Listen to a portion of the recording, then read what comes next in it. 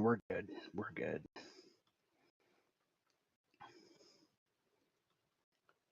Hey, everyone. Welcome back. Thank you for tuning in live again. Today, it is Monday, September 23rd. It is 12:01 p.m. You are currently watching the Building Day Group. I'm your host, Jason Leeser. And if this is working for you, please drop us a comment in the chat area. Hit that like button. Let me know I'm not just talking to dead air. And welcome to Guy Aitchison's Reinventing the Tattoo Community, where tattooers, apprentices, collectors, and the curious are encouraged to join in these live streams, real world events, to share and inspire and ultimately create better art and tattoos together. We beam out nearly every day, and with your help, have evolved into a quality network of amazing live and on demand tattoo and art shows that have all been receiving rave reviews. You can find Reinventing the Tattoo at www.reinventingthetattoo.com. You can try it out for free. We have three different options for you to try it out. The first is a sample webinar from the Reinventing the Tattoo Canon, where you get a little sneak peek into what it's like to actually have a full Reinventing the Tattoo Canon subscription. The second option for you to try it out is to get some free advice from Guy Aitchison about your unique goals. Maybe it's something you can work on improving. Maybe it's something that you're not quite picking up on that he can help bring to light. And the third option is to take a comprehensive tattoo history course from Jay Brown at reinventingthetattoo.com. We also have a full event schedule with full weekly and special event live stream details. For example, if you wanted to jump into today's session live, it'd be very easy. Just go to reinventingthetattoo.com, click on the events area, and you'll see a whole calendar populated with all of the updated live stream links and events for that day's shows. While you're at reinventingthetattoo.com, you can also find access to the Reinventing 24/7 channel, which has 13 different episodes going at any given time, 24 hours a day, 7 days a week, as well as a whole host of professional development courses from over 20 world-class tattoo artists. Maybe you want to learn how to tattoo a half sleeve like Andre Malcolm? That's there. Or maybe you want to tattoo a skull like Bob Tyrell? Well, we have a seminar for that too. All of that and a whole lot more, all available at reinventingthetattoo.com. You can also find us at both of the app stores, the Apple App Store and the Google Play Store, as well as our Reinventing the Tattoo YouTube channel, our Reinventing the Tattoo Roku channel, which has 12 to 15 different episodes going at any given time, 24 hours a day, 7 days a week, and is available on all Roku-enabled devices. You can also catch us in all of the major podcast directories, such as Apple and Spotify. Or you can do what most people do and just open your web browser and do a quick search for Reinventing the Tattoo, and it'll all be right there. Except for the book, which is still currently out of print. So if you come across a copy and it's for sale, please let me know. Hit me up. I'd love to purchase a copy of it. Well, another copy of it.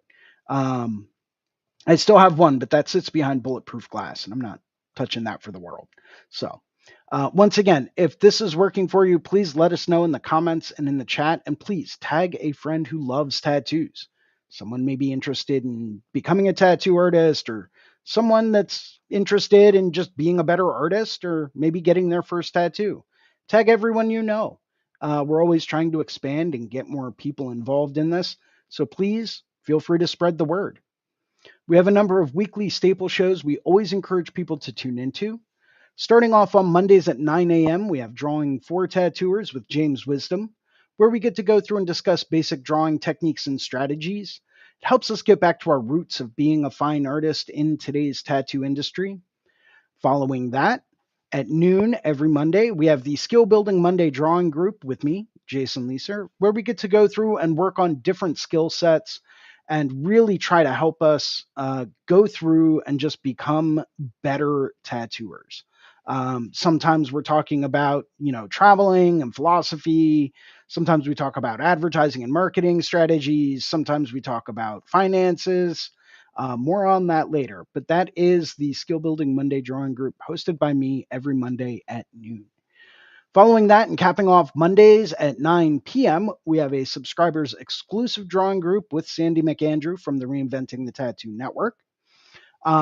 During this subscribers exclusive drawing group, You will have to have a subscription in order to access it, but I can attest to it firsthand. These Monday night drawing groups alone are worth the cost. I did them for about 2 years straight through without really missing one, and you can see a noticeable improvement in where I was when I started and where I'm at now. Um, I can speak firsthand about that. It is absolutely 100% worth it. Following that and moving into Tuesday, we have the Tattoo Weekly Show with Gabe Ripley, Fawn Baker, and Jake Meeks from the Fireside Network, where we get to go through and discuss current events in the tattoo industry. Maybe it's new laws and regulations being passed. Maybe it's new crackdowns on payment types. Who knows? There's all types of different topics discussed. That's 11 a.m. on Tuesdays, the Tattoo Weekly Show. Following that, on Wednesdays, we have the Tattoo Now show with Gabe Ripley, which is directly following the Tattoo Business Roundtable, which is at 11 a.m. on Wednesdays, where we get to go through and discuss more of the business aspect behind tattooing, right? Um, it's something really important we all need to understand more about. Maybe it's advertising and marketing strategies, travel visas, maybe it's landing platforms or recruitment platforms for artists, maybe it's pay structures and payment scales. Maybe you're interested in hosting your own convention or your own event. This is the place to go through and discuss those ideas. It will help you get up off the ground, and you will be able to look at it with other business savvy individuals that can really help you get on your feet with whatever project you're working on. And that's once again Wednesdays at noon. Thursdays at 6 p.m., we have the Tattoo Collecting 101 podcast with Fawn Baker, where we get to go through and share some of our stories about where we've come from and all different types of anecdotes about what we've learned along the way. We do have a very special in person live event coming up in October, and that is the Paradise Tattoo Gathering, October 24th through 27th in Hancock, Massachusetts. The Paradise Tattoo Gathering is going to be the premier tattoo seminar event this year, guaranteed. We have got people coming out from all over Canada, all over the US. We've got a few people coming from other countries as well. People like Jake Meeks from the Fireside Network will be there. He will be teaching a seminar. Kyle Olson will be there. Andre Malcolm will be teaching a bodysuit seminar. Andy Chambers will be teaching a large scale tattoo seminar. Damon Conklin will be there. John Mesa, Renee Little, Mickey Schlick, Sandy McAndrew, Thea Duskin, Corey Ferguson, Steve Butcher will be teaching. Marcus Lenhard and Kaya Heitland will be flying out from Canada, all to give a seminar and to hang out, create fun art. Gunnar will be there teaching his seminar as well. Russ Abbott will be in attendance teaching Procreate. I as well will be there also teaching Procreate. Different aspect of the same program, but we're all there. We're all going to be presenting. It's definitely going to be the tattoo event of the year. You do not want to miss it. Once again, that is October 24th through 27th, the Paradise Tattoo Gathering in Hancock, Massachusetts. We also have seminars including 3D modeling and Procreate, advanced sleeve design, taxes and accounting and finance seminars, which we'll be getting more into in just a little bit, so hold still on that. Realism tattooing, both Bob Tyrell and Steve Butcher will be there teaching seminars. It's going to be absolutely incredible. You do not want to miss the Paradise Tattoo Gathering this year. This is where it's going to be. It's going to be amazing. I would like to take a minute to thank some of our sponsors, some of the people that make these shows happen, starting off with worldtattooevents.com, the largest, most comprehensive resource for tattoo events worldwide. They're constantly keeping everything updated. As we know, living in this post-pandemic era, tattoo events and conventions are still getting rescheduled like crazy. So if you want to stay up to date with the latest, most up-to-date tattoo event and convention information coming to a city or town near you, maybe it's one you plan on visiting. It's typically how I book all my vacations. Take a look at worldtattooevents.com. Would also like to thank tattoonow.com, technology for tattooers. the leading edge in professional development, management, and digital tools for tattooers of all levels. They are 100% competitive with any type of CRM, mailing list, or scheduling software out there. So if you're really looking for the digital tools to help streamline your booking process, to really help you get more clients through the door and really maximize your potential, take a look at tattoonow.com. They have literally been leading the industry in this kind of stuff for over 20 years. Would also like to thank Guy Aitchison at guyaitchison.com. He is the founder and inspiration behind Reinventing the Tattoo. Go to guyaitchison.com where you can pick up a copy of his Biomech Encyclopedia, some of his tutorial DVDs, a couple of his custom coil machines might still be for sale. I think he still has a few left, as well as countless fine art prints and the occasional original oil painting are all for sale at guyaitchison.com. Would also like to say a very special and quick thank you and shout out to Amy Nichols over at the Apprenticeship Diaries. The Apprenticeship Diaries podcast is my favorite place to send people that are looking to become a tattoo apprentice. They've got some great information on there. Take a look at it. The Apprenticeship Diary podcast with Amy Nichols. As always, we ask that if you like today's show, go ahead, post a positive review on the channel, help us get the word out.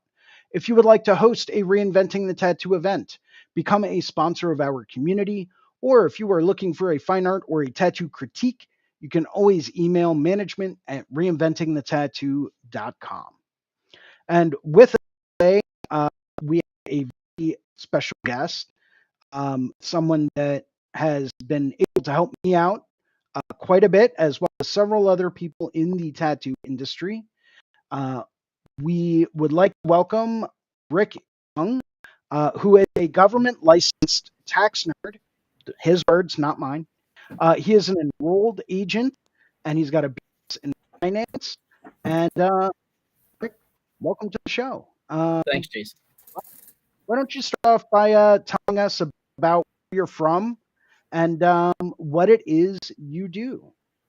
Okay, so I'm from the Philadelphia area, born and raised, and I took an education route all over the place and ended up finishing in finance and spent about 7 years in investments and realized that I can't control the market, but I can control taxes. And so from there, I went ahead and took the intense studying of becoming a tax expert. And so I'm now IRS licensed in all 50 states. And you often hear like optimum tax relief, enrolled agents, attorneys to help you. We're something out there that many times overlooked with the CPAs out there, but we're the type that really dig deep. Like if I'm on a Facebook group and I'm asking a tax question, they're referring to a tax code section rather than giving me a direct answer, which is annoying at times, but it helps us learn everything too. So it keeps us on our toes. That's some pretty. So, would I be correct in assuming that you hear about people getting audited and stuff like that?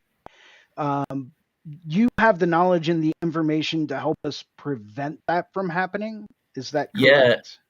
And so that's part of the goal too, is with the whole online bookkeeping and things like that. We try to keep everything in order so that when that time comes, we're presenting and that auditor is going to respect the information that we have.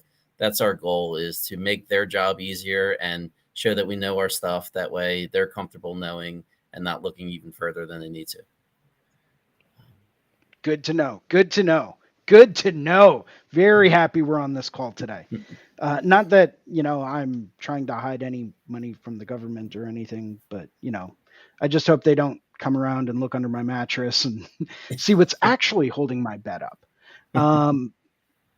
Yeah, who has bed frames anymore? You just use stacks, Yeah. I'm joking, by the way. I'm joking. Stella, stop that. Sorry, my cat was misbehaving. So how long have you been working in the world of tax and finance and crunching numbers and helping people out like this? So I've been crunch numbers about 18 years. Taxes have been about 10 years or so. Yeah. And, Wow. Yeah. I took one accounting class when I was in college, and I got a D in it, and I refused to ever take it again. And I swore that if accounting or, dealing with taxes was ever a living thing, that I would try to hunt it down and like cage it, because I just couldn't do it, man. I couldn't wrap my head around some of the concepts. It was really difficult for me. And honestly, Balancing all the budgets and sheets and stuff like that. Maybe I'm just not a fan of Excel. I don't know. they, Um, I there's something about all those tiny little rectangles. I'm just not a fan of it. Like yeah, if they were hexagons, I'd probably be a little bit more of a fan, or even octagons. That could be cool. But like the just no, I don't like it. I felt the same Uh, way too in school with that, and that's why I ended up finishing yeah, with finance rather than accounting. But then I realized, wait, we're dealing with small businesses and people, and we can actually fix things rather than that boring classroom environment, which makes you think that you're just going to work for like AT&T or Comcast in their back yeah. office. Like that's the boring accounting versus here we got solutions to your real world problems, and look forward to it and enjoy it With actually. Speaking of that, couple of questions for you. So when looking at small businesses, even individual employees or 1099 employees, independent contractors, and I'm sorry, you do have a whole slideshow here. I'm kind of Yeah. jumping all over the place. So if you want to take the reins and run through that Yeah, at so any we point can in go time, ahead just tell over me. the different income types here. All right, cool. Let's So do we did this. the intro already, and Yeah. there's a little basics more on me that you guys can review later if you want to go back and pause. So right now, if you're a tattoo artist, you're probably getting paid in one of three different ways. You're going to be paid as a W-2 employee. You're going to get a 1099 contractor, or you be as yourself, and you technically get a 1099K from like Square or something like that if you're depending on your gross receipts and volume. And then there's also merch and artwork sales that would also be make you an independent more than likely. Okay. Okay. Now what's With what's the them all difference come, there? you don't get. So Yeah, so as a W-2, you get less deductions after the Tax Cut and Jobs Act of 18. So you really only get deducted against your state income more than likely. Um, but to that extent, maybe you could work with your employer on maybe buying some of your that you're both exposed to of 15%, it'd be 7.5 each. Um, but then a subcontractor, they get to write off basically all their supplies. Go into Paradise, you get to write that off. You get to write off your travel. If you're doing merch and artwork sales, you get your cost of goods sold to write off as well. okay, okay. I like that. And things Um these are things that you need to keep. so it in looking at these different types of income and the different ways that people get paid, um I know, we've talked a little bit in the past about my own personal situation where I do get a W-2, but there are certain instances like the conventions, the shows I work at, the prints that I sell, things of that nature. Um, you know, is it more common to see a combination of these three than it is to see just strictly one or the other or another after that? So typically, you would see some variation of effects, especially starting out. Like you may see shops that do W-2s, and so you'd be starting out with that, and then you're doing your side thing of going out to shows or doing your own merch or artwork. But then you could also be working at a shop and they give you a 1099. It's really up to that shop there, and again, you'd still be in that issue where you could also be doing additional sales that are outside of that shop and that you get 100% of. And that's when you want to really find those expenses against that, because the self-employment taxes, when you're W-2, they are paying half of it, but when you're by yourself, you got to pay both sides of it, and that's scary at times. Yeah.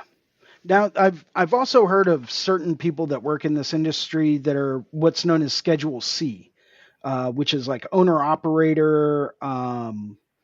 So do you come across that at Yeah, so all? that's exactly where you would put the subcontractors and then the merchant artwork Okay. sales as well. Yes. Okay. Okay. Cool. Just trying to get some more clarification Yeah. on that because Hmm. that's something I've always personally had a question with. Yeah. So thank you for that. Yeah. Yeah. All right. So yeah. Yeah. And that Schedule C is basically proving that you're a small business, and it's one thing to just have a Schedule C and reporting it, but for instance, last week I had a tattoo artist who was applying for a mortgage, and they're almost at settlement, and the mortgage company just randomly asked them for a profit and loss statement. Now, a year ago, he wouldn't even know what the hell that meant. Better yet, last second. But fortunately, we've had him hooked up on an online bookkeeping software, and I'm able to produce him that report within an hour of when he needed it, and help move that process in rather than. Awesome. Awesome. Yeah. So that's your main type, though. You're going to have your supplies and materials. That's just going to be your ink, your tubes, needles. If you got a machine, you have some options. You can write things off over several years if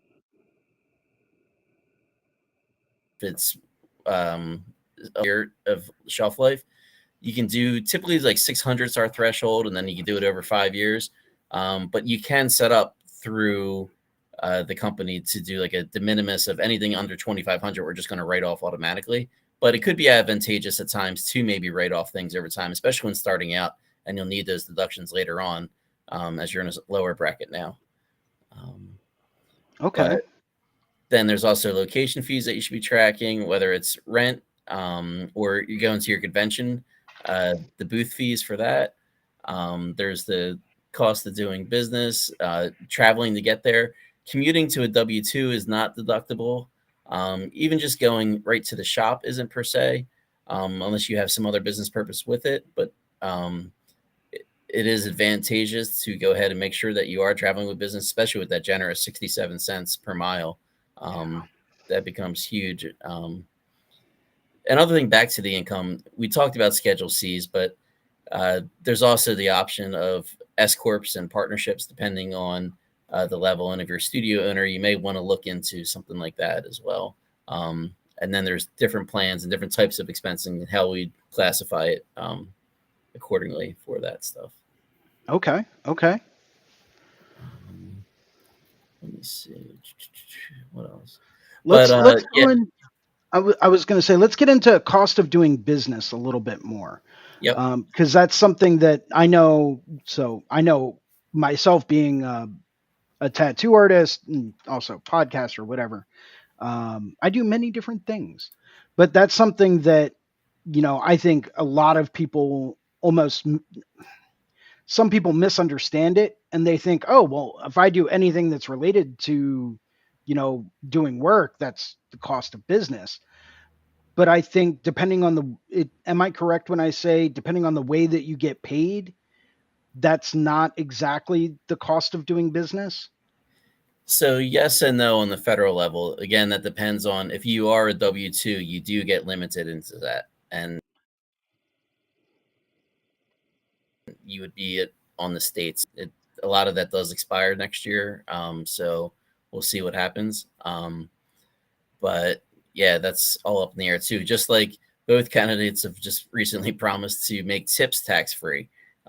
So who knows? It could just be Yeah. them just saying it because they're both saying it now. The mechanics of that, especially in your industry, like that could be huge. Like where all of a sudden it's a $50 tattoo and a $200 tip, something like that. So there's going to be pitfalls to that, and we really don't think that'll happen. But if it does, like we would need some more proper record keeping. I'm sure they would audit those a lot more going forward. But for instance, though, for like if you weren't the W-2 though, things like even your Tattoo Now subscriptions, those are all deductible.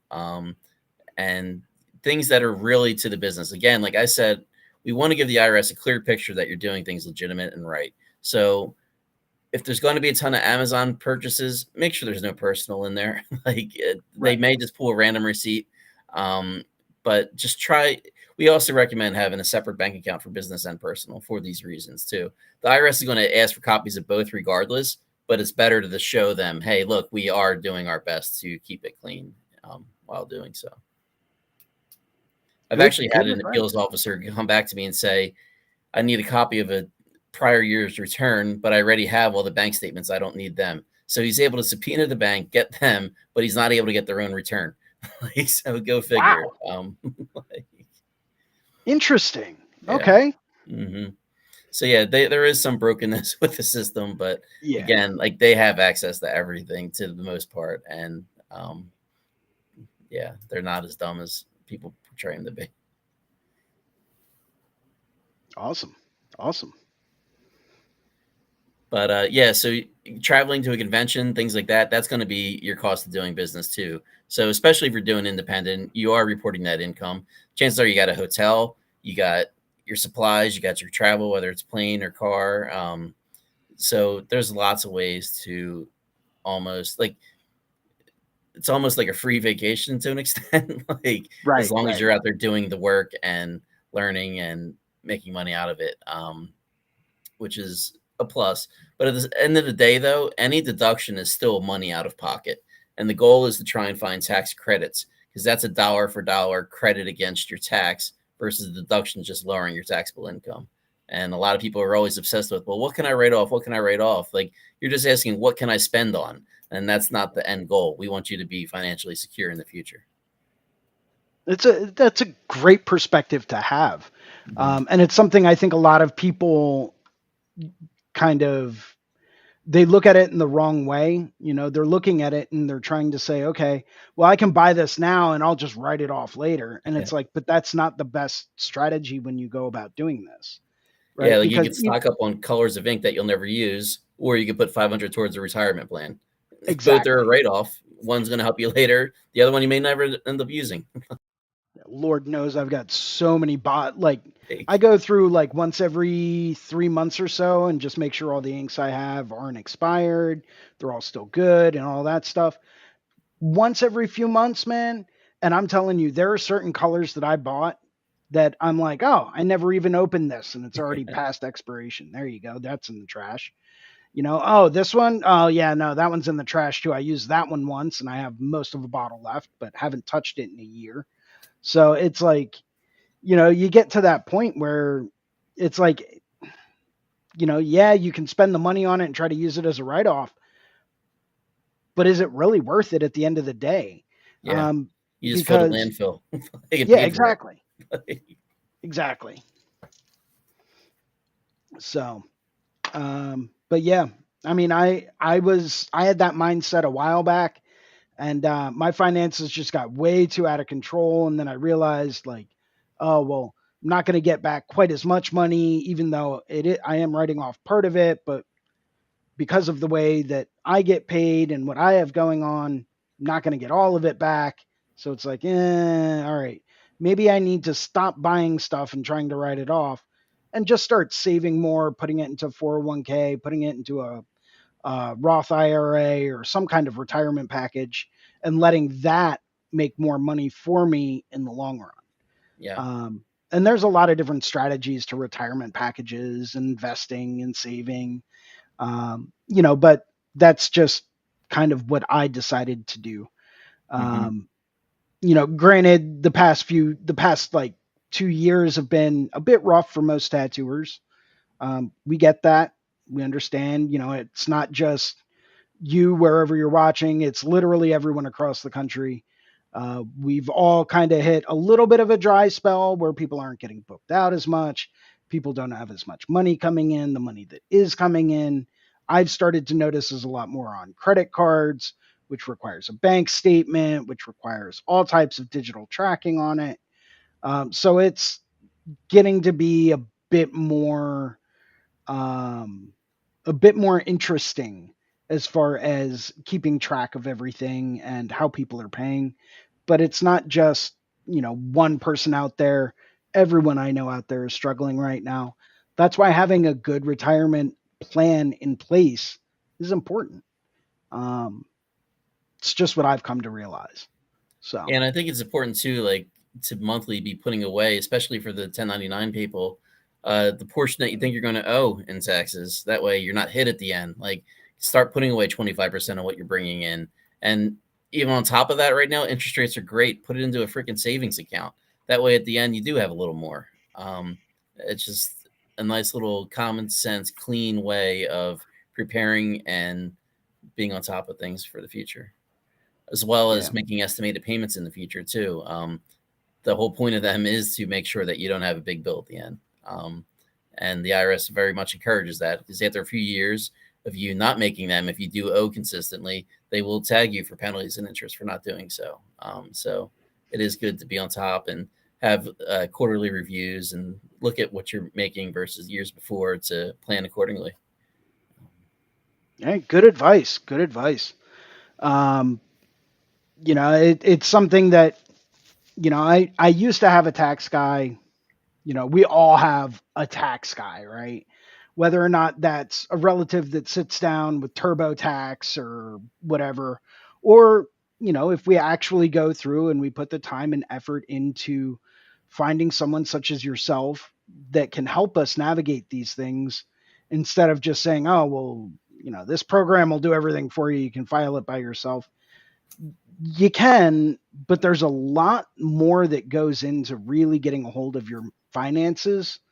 And that's something that, I know you've helped me out with in the past, and, really kind of helped get me back on track with where I was and how I was thinking about things.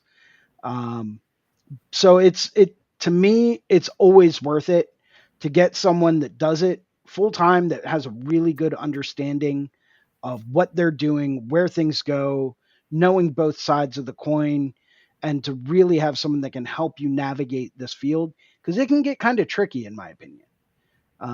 And that's why, people like you are well worth the investment. So Yeah, that's and my we two try cents. not to focus on numbers of returns filed, because we like to focus on the impact of the actual return per se. Like, lots of people can just do it on their own, and there's no problem with that for the most part. But what you come to us for is the advice and planning that goes along with it, which is so often missed with these software providers. Because at the end of the day, yeah, we are just plugging numbers into a system, but do you want to be on top of them or not? And do you want to let them get in the interfere? Easy to let things bother you. Like, do you really want that burden while you're trying to create art? And most don't. Like, maybe you're crazy and you thrive off of it, but the chances are not. Yeah. Well, and that was always my big thing, right? Is I want to show up and do my job and put everything I can into the artwork I create, right? No matter how many hours it takes for me to draw it at home or, in downtime at the studio, like that's what I want to focus on. I don't want to have to focus on, okay, what are my finances at this month? What's my budget going to be? I want to make sure that I've got that down, and I have a standard weekly budget of what it takes for me to get through the week, what my necessities are, what my elective spending is, whether that's, oh, I just got a notification today. Tattoo Smart just came out with a 30% off special for Halloween on their Procreate stamps. Okay, well, if that's not in my discretionary spending account, like my discretionary, okay, I have that to fit in my budget kind of area, I know I can't afford it. And it's something I've been looking at a lot more heavily lately. But I have my necessities down, and I know exactly how much money I spend each week on groceries, gas, you name it. But having someone to help guide you to understand that, it's absolutely priceless. And that's why, and this is what you do full time. Yeah. This is your life. You are educated in this. Being tattooers, we want people to come to us because we know what we're doing. Why? And this is something, through talking to other tattooers I know, I never really understood why they don't do the same kind of thing in their life when it comes down to taxes, finances, retirement, things of that nature, right? Because this is what you know. This is your realm. We know tattoos, we know artwork, we some of us even know machine building and printmaking and all types of other stuff. But we're not as well versed in taxes and finance and things of that nature as someone that does it full time, you Yeah. know? So I always try to push people like, listen, if you need a recommendation, I've got a recommendation for you. Otherwise, pay the money, go to an expert, let them help you. They will put you on the right track and you will never be sorry you did. Um, so, yeah. That's my 2 cents on it. But Yeah, very much so. And then to that point too, if you are not currently using any sort of like online bookkeeping software, like you're doing yourself a disservice. I personally also work with four other accountants who do not use the cloud, and I used to be that way until a couple years ago. But it's just so easy to transpose a number where we just type it wrong because we're typing too quick. Whereas now that's gone. Now we have bank feeds, we have transactions that came in, and we're just coding it to the right spot. Um, Even doing it on your own without help, you can get pretty far with it.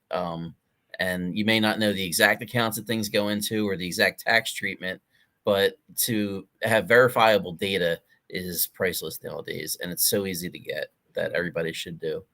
Um, and the main two players out there are QuickBooks Online and Zero, and then there's also FreshBooks and Wave and some others out there that we haven't really explored, but the two main ones would be the two shown on this slide.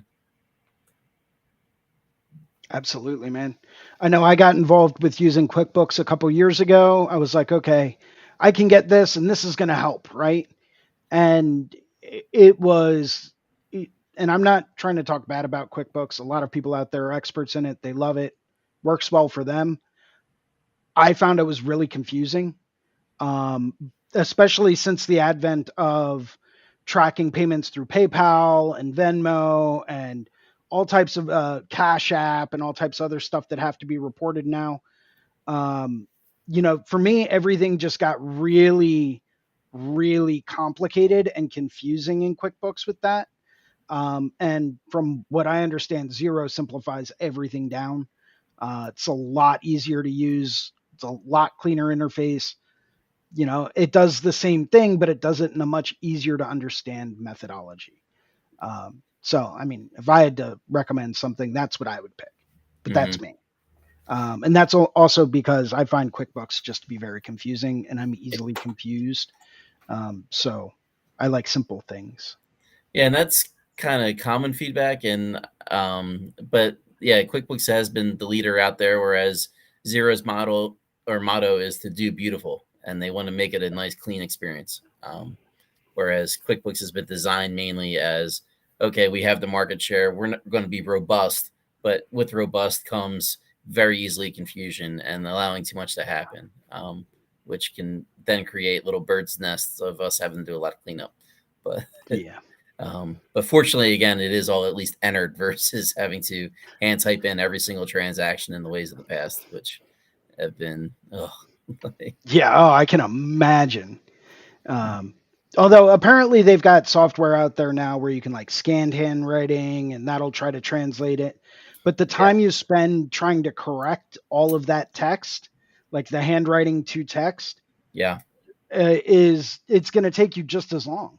hmm, Instead, scan it in, take a picture of it with your phone, and just type it in. yeah, It makes things a lot easier, um, and it keeps everything in order. And then you don't really have to worry about things. yeah, So, but if it's easier to use, that's the way I'm going to go. I don't like, as much as I enjoy the challenge of understanding complex things, I don't like dealing with finances. I don't like dealing with money. And I want to be able to just focus on art. So if I can find something that's going to be a lot easier to use, that's what I'm going to lean towards. Once again, this is my 2 cents. Um, I'm not any kind of a paid rep for anything. I don't get any kind of endorsement fees or anything like that. This is just coming from personal experience, and from my usage and my experience with these products. So that's my 2 cents on it. yeah, But yeah, and like I know which I would prefer. and like to that point too, like say you guys were interested in checking out one of these.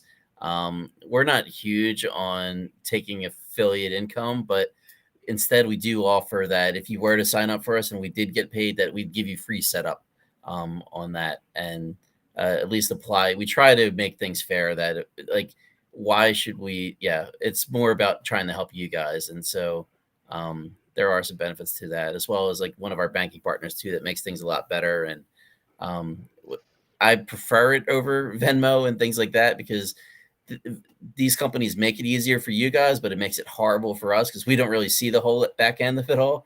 Whereas if you used your bank to send ACHs to everybody, it still gets there at the same time who it went to and who's deserving of a 1099 or not. There's different thresholds for that that need to be tracked, and there's even the reverse thing, like charge yourself and giving the shop their cut. Technically, you should be giving them the 1099 rather than them giving it to you because you're the one paying them. Um, Good to know. Good to know. Let's see if we've got Stony Rose saying shout out from Memphis. How's it going? Thanks for watching today. But yeah, I definitely agree with what you said before. You know, you have to have some kind of system in place to help you track everything that you're doing, mhm. and making sure that you have that divided between personal and business. And there's a lot of different ways that you go out there and divide that now.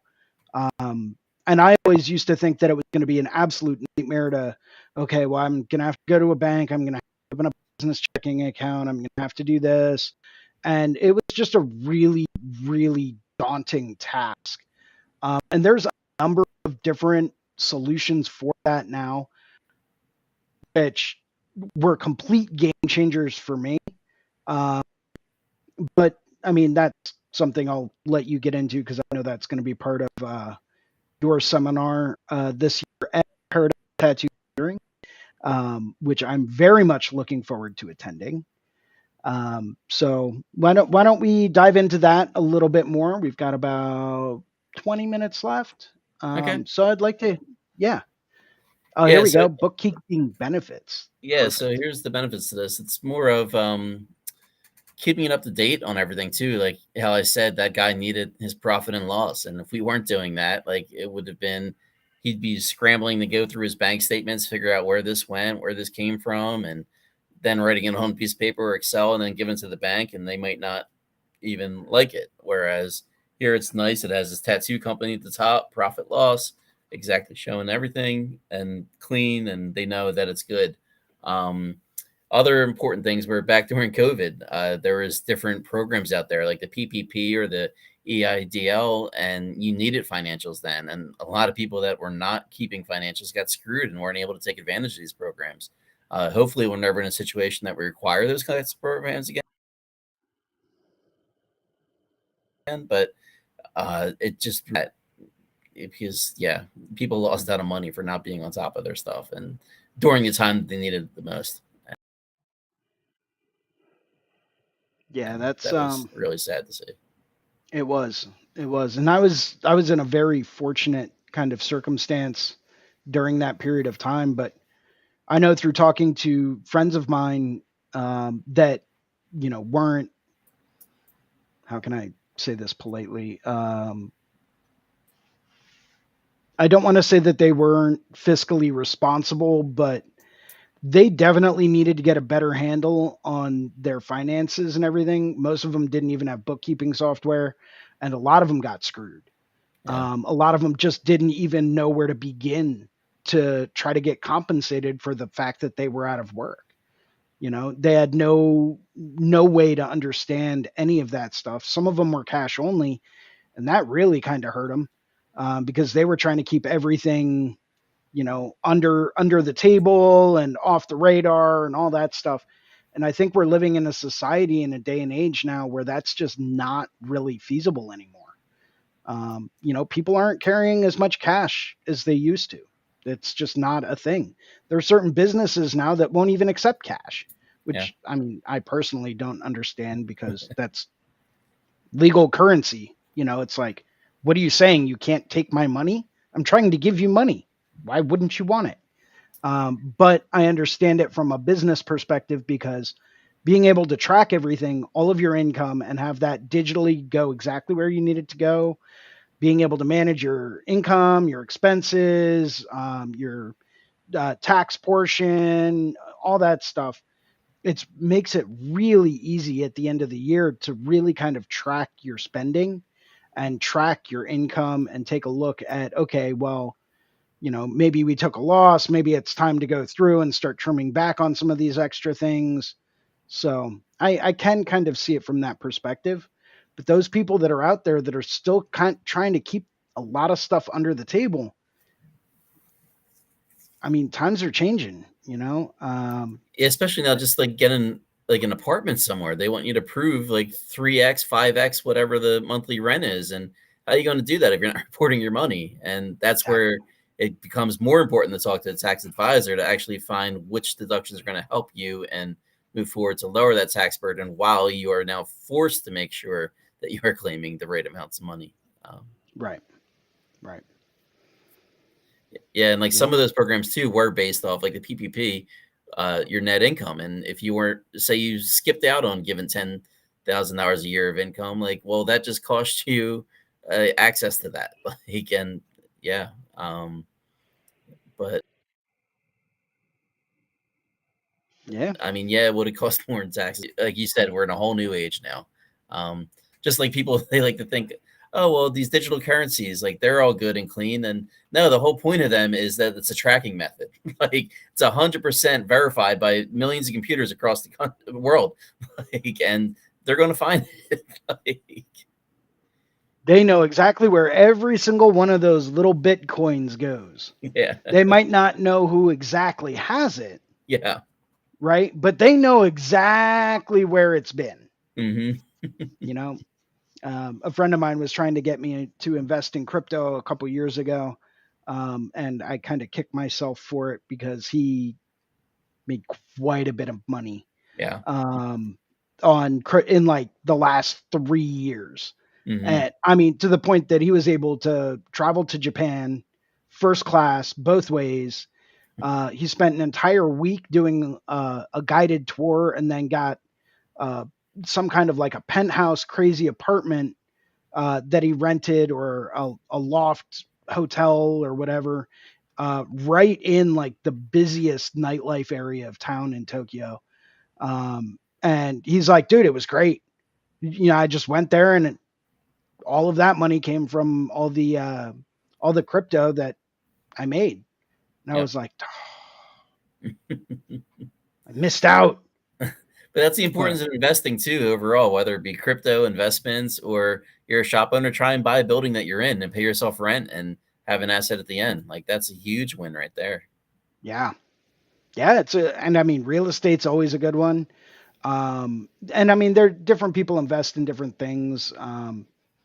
I've always been more of a tangible kind of person. I like tangible assets, real Yeah. estate, certain things that appreciate in value over time. But eh, I don't know. I've always been iffy about getting into the crypto game. That's just always been, yeah, Yeah, our maybe world is one very day. anti crypto to an extent. Um, I remember Yeah, years ago at the conferences, they were joking, "Oh, Bitcoin's at 9,000. Like, what's it going to go to next?" And like laughing about it until seeing how high it actually does go. But yeah, the fact that it still is like kind of hidden on who really owns it, and there's the talk of it being Ponzi's, but at the same time, people have made money. But it yeah, really, yeah, it's up to your tolerance. Like, yeah. I have a friend of mine named Joe, and that's actually his name. It's not just some kind of anonymous name I made up, but my friend Joe made, like 150K off of Bitcoin. He bought it when it was super low, right around the time it first came out. He didn't really buy too much of it. I think he put in like 5 grand. And, looking at it now, 10 years later, 15 years later, he's sitting on, 150,000, $200,000 worth of Bitcoin. mhm. Um, and yeah, he hasn't bought any more. He actually forgot he had it for a number of years. And then he found like his little Bitcoin wallet flash drive, um, and figured out what it was worth. And I was like, well, if you cash that out, how would you categorize that? Right? Would that be capital gains? Would that be income? Would that be, I was like, you're going to have to talk to someone that really knows what they're doing with that. Because I know the government's going to want their pound of flesh for it. Yeah. So just be careful with it. He's like, I'll probably just sit on it for another few years and see what it gets to. I was like, all right, man, it's a gamble. It's way high right now, but he's like, yeah, that's what I thought too about 15 years ago, and look at where it's at now. I was like, oh, Yeah. you're right, you're right.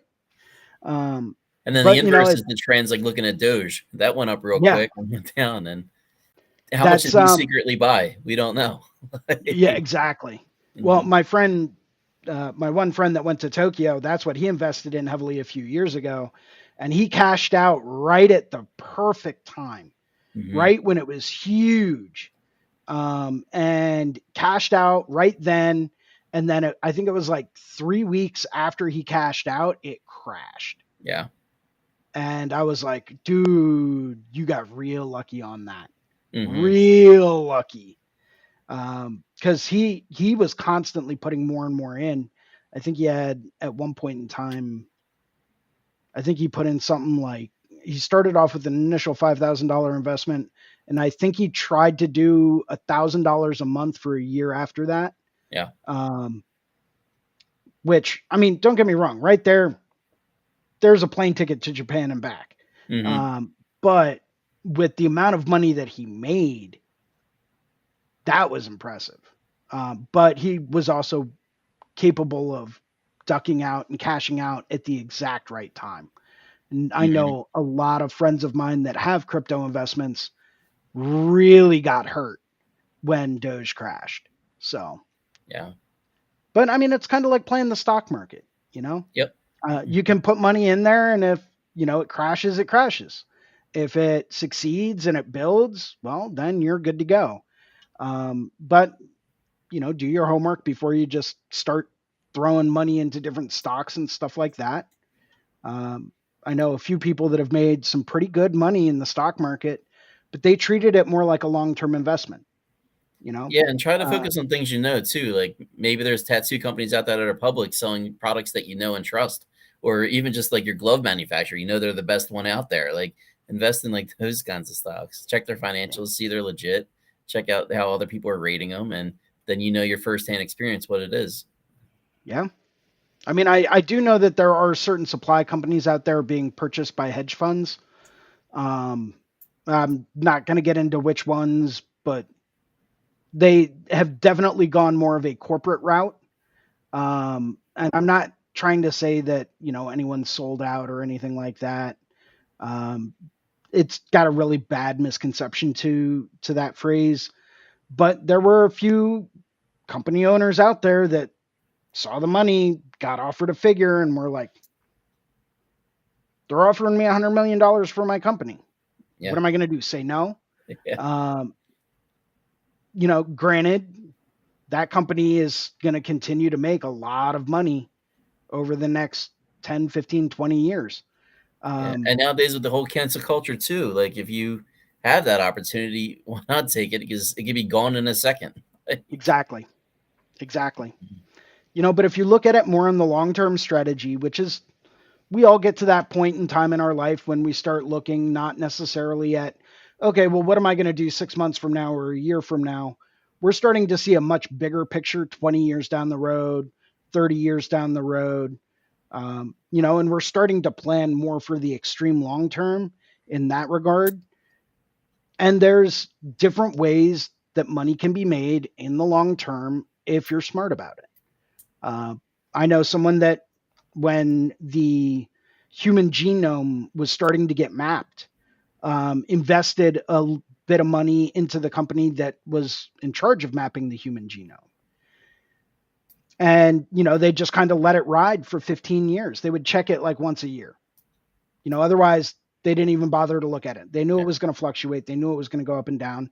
They just let it ride for about 15 years until they got a piece of mail um, in the mail one day that said um, it was something about the company that had done that had gone through and been purchased by another company, and they needed in writing the feedback about what they wanted to do with their stocks and if they wanted to roll it over into the new company stock or if they wanted to get cashed out for it.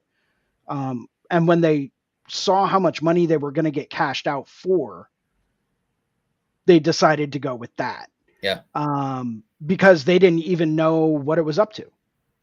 They know that they put, I think, 10 grand into it back in the early 90s, and had no idea what it was actually at when it got purchased. Hmm. So they ended up making, once again, quite a bit of money off of it.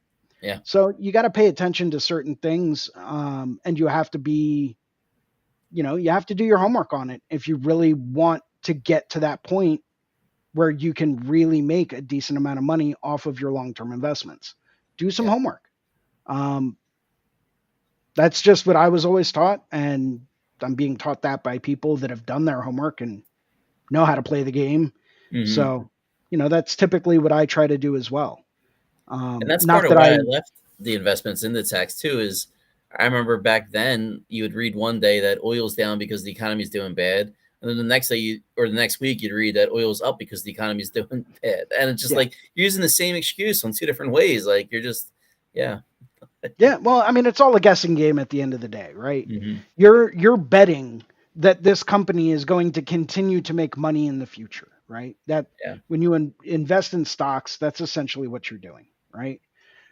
There was a major pharmaceutical company years ago that put out some kind of, I think it was like some kind of new medicine on the market, and it was supposed to be this new amazing wonder pill or whatever, and it ended up causing heart failure in something like 25 or 30% of the people that were taking it. And that company ended up absolutely doing a nosedive right into the ground. I don't even know if it's still around or not, but their stock took such a massive hit that everyone that had invested in it in the past 10 years lost money. Yeah. So you're praying that these companies continue to progress and nothing bad happens. And I mean, look at people that invested in BlackBerry, right? Yeah. I mean, That's like even Tesla for the longest time. If you combined all the other car manufacturers, that's how much they were in value. And it's like, is this really sustainable? Like it just, yeah, they're like, you don't think GM and Ford are going to come out with something like right. They're going to come out with a eventually, like, competitive. and all the own manufacturer companies in the world, like, Yeah, and that's why it's yeah, it's oftentimes you don't look at the actual price of the stock, but you look at the market cap, and that shows the overall value of it. Because right, you can see a $4 stock, but it could be worth more than the $100 share of a smaller stock. Like, right, right. So it's, but it's a numbers game, yeah. but you're still banking on the fact that that company is going to continue to thrive in the years to come. Hmm. If you look at other types of investments like real estate, if you look at, um, different types of tangible assets, it's going to continue to fluctuate. Yeah. But overall, in the long run, the chances that it's going to depreciate in value and you're going to end up losing a large quantity of money, to me, I don't think the risk is really there.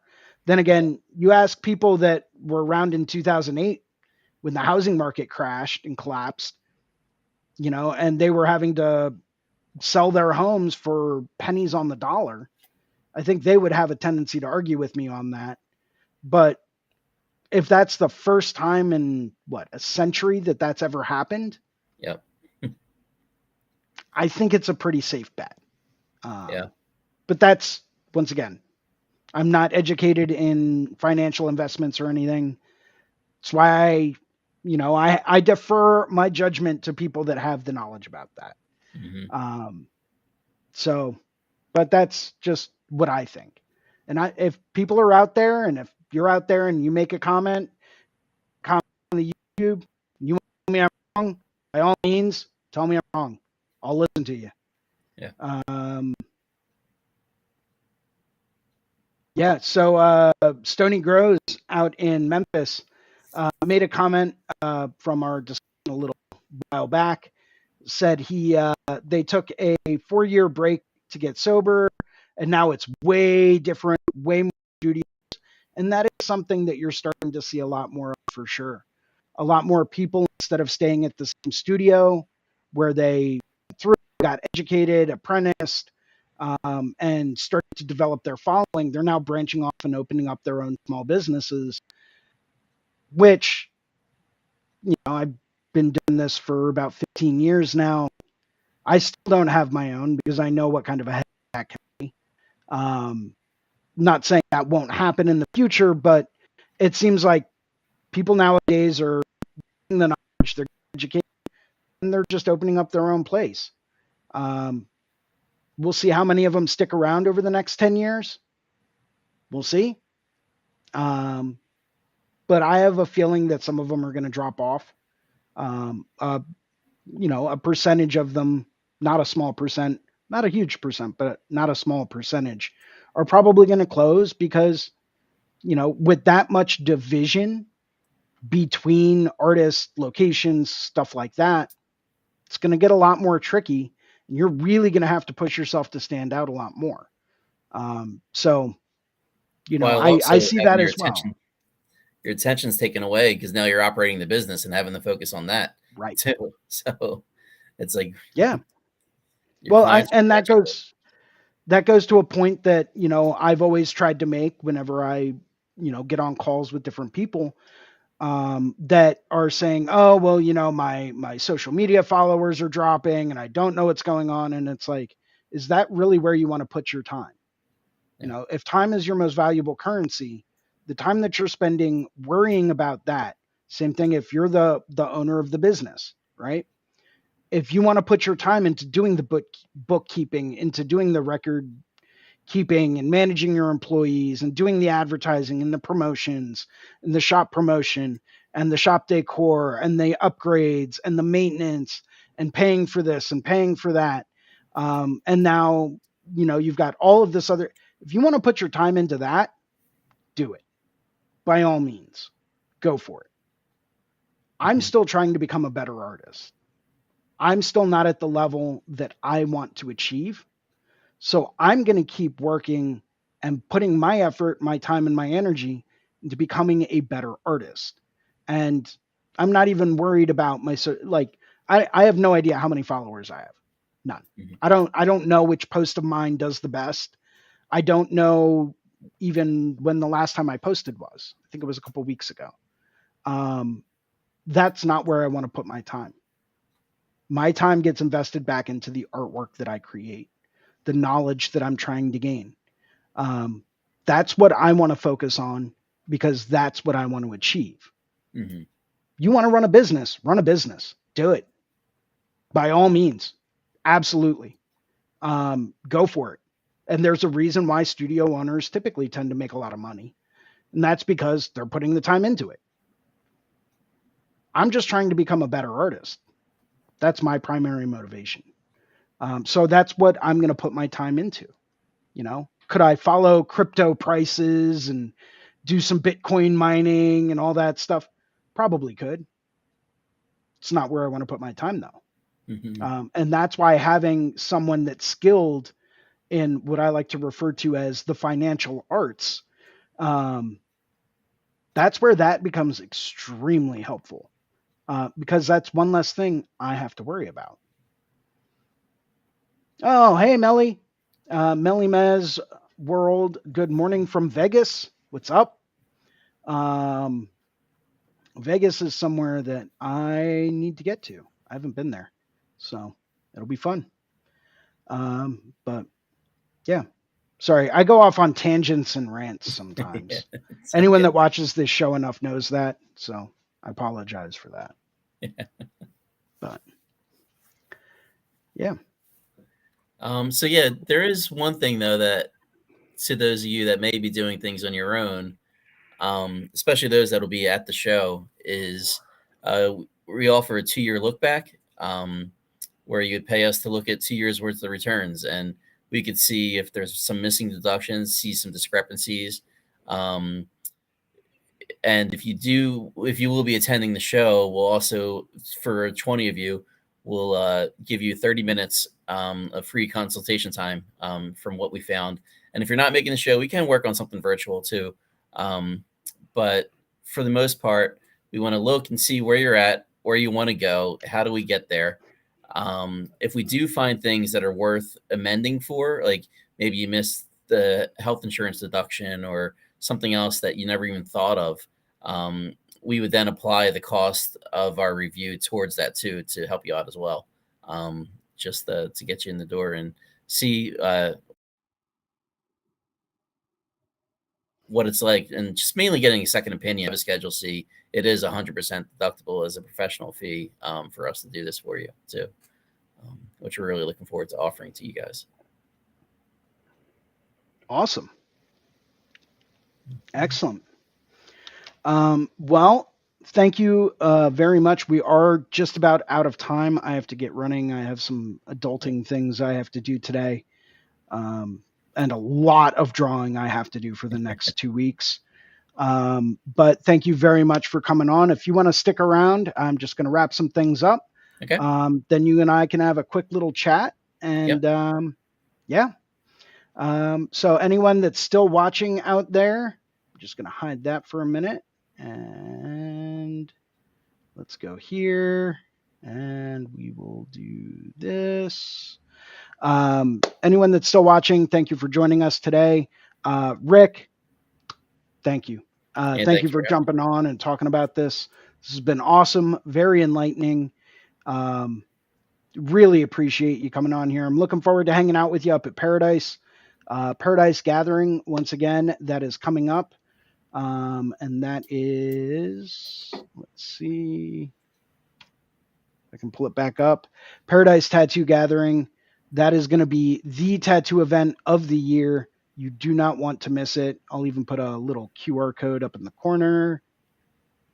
There we go. Yeah, definitely something you don't want to miss.